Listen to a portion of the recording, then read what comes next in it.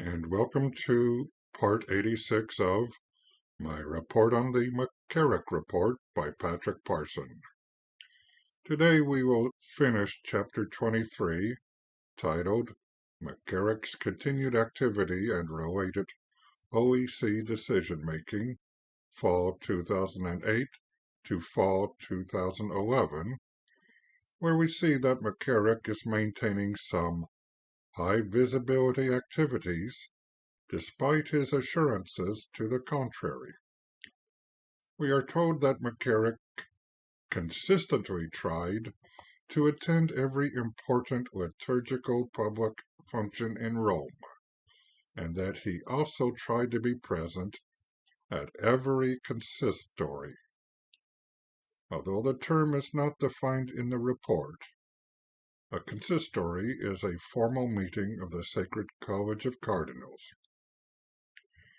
And according to the report, other than concerns expressed by Cardinal Ray in 2009, quote, "There is no record in this period that other Holy See officials considered McCarrick's presence improper or admonished him for his participation in these events," unquote.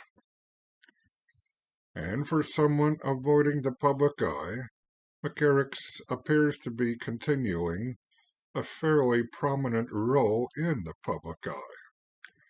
During the period of 2008 through 2011, he gives interviews, testifies before Congress, and makes public statements about various issues including immigration, workers' rights, interreligious dialogue, the Iraq War, and Middle East peace initiatives. He also continues accepting awards at public events, including the Common Ground Award at the Carnegie Institution for Science in Washington, for his role in securing the release of some hikers from Iran. Now, the report says the hikers from Iran, but does not offer more explanation. 3 Americans were arrested on July 31, 2009, by Iranian border guards for entering Iran while hiking in Iraqi Kurdistan. One of them was released for medical reasons. The other 2 were convicted of illegal entry and of espionage. This became an international incident with different countries and organizations working to effect their release. The 2 remaining hikers were released on September 21, 2011, 2 years after their arrest, and McCarrick was part of a diplomatic mission to Iran in 2011 to ask for the hikers' release. During this time, McCarrick kept regular correspondence with Nuncio Samby, keeping Samby updated about his overseas travel, meetings with religious and political leaders, public appearances, and so on. McCarrick thanked Samby for supporting him in doing these things, and Samby in turn wished McCarrick success in his activities, and the 2 cardinals met regularly. On one occasion, McCarrick reported to Nuncio Samby that he had told Cardinal Ray he was considering not going into the audience of the Pope during the meeting of the Papal Foundation, but that Cardinal Ray insisted McCarrick should go. Samby responded that he was pleased McCarrick had the opportunity for a brief visit with the Pope. The report does not give Ray's reaction to this.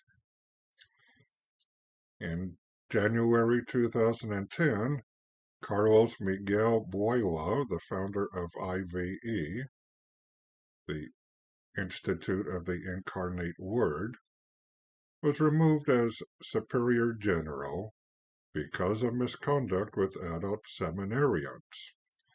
McCarrick continued to support IVE through donations and to advocate that IVE be made an institute of pontifical right. But Cardinal Joseph Tobin emphasized that would never happen. I had to look up the term Institute of Pontifical Right, which is a term used for ecclesiastical institutions, either created or approved by the Holy See.